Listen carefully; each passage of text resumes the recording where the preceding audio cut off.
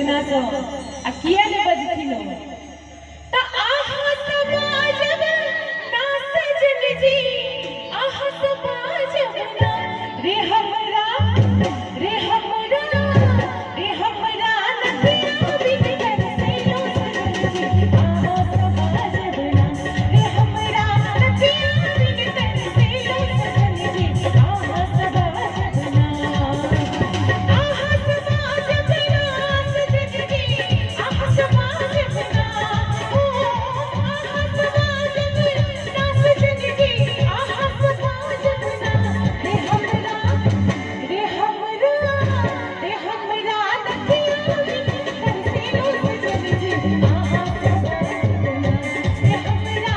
नदिया बिन कर से लो सजन जी आहा समाजब ना की बात है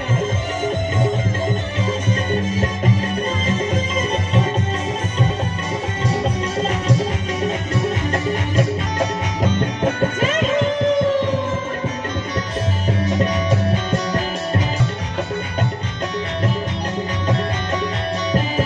बाग लगे लो सजन जी बगीचा लगे लो ना ओ बाग लगे लो सजन जी बगीचा लगे लो ना बाग लगे लो सजन जी बगीचा लगे लो ना ओ बाग लगे लो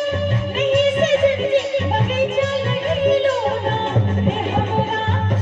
रे हमरा कहलखिन कि बाग लगेलो नहीं सजन जी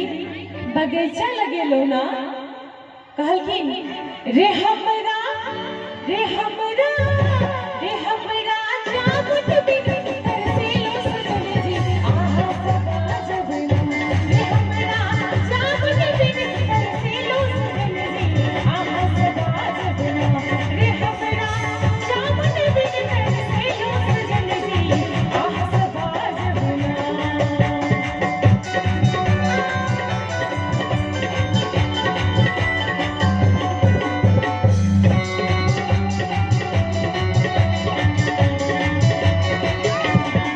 जय हो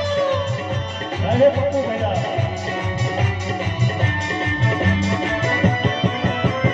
अभी सिर्फ ताली चाहे छी कनी कनी बजते तो बड़ नीक लगतै जय हो सीज लगी लो सजन जी सिसरिया लगी लो ना हाय सीज लगी लो सजन जी सिसरिया लगी लो ना हाय सीज लगी लो सजन जी सिसरिया लगी लो ना ओ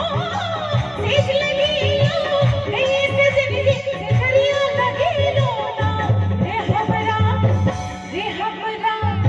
रे हमरा रे हमरा तकिया बिन कर से लो सजन जी आहा समाजब ना रे हमरा तकिया बिन कर से लो सजन जी आहा समाजब ना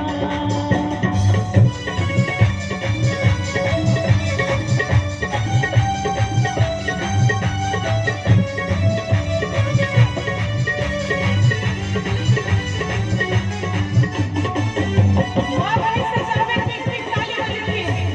माँ भाई सब के हाथ उठाकर जय हो मिथिला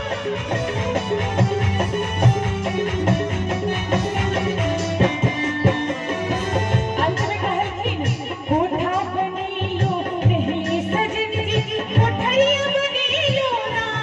हो कोठा बनेलो नहीं सजन जी कोठरिया बनेलो ना हो कोठा बनेलो नहीं सजन जी कोठरिया बनेलो ना आए कोठा बनेलो नहीं सजन जी कोठरिया बनेलो ना रे हमरा आ कहै छथिन कि कोठा ने बनेलो सोफा ने बनेलो आ कहै छथिन मिथिला के नारी रे हमरा कीर्ति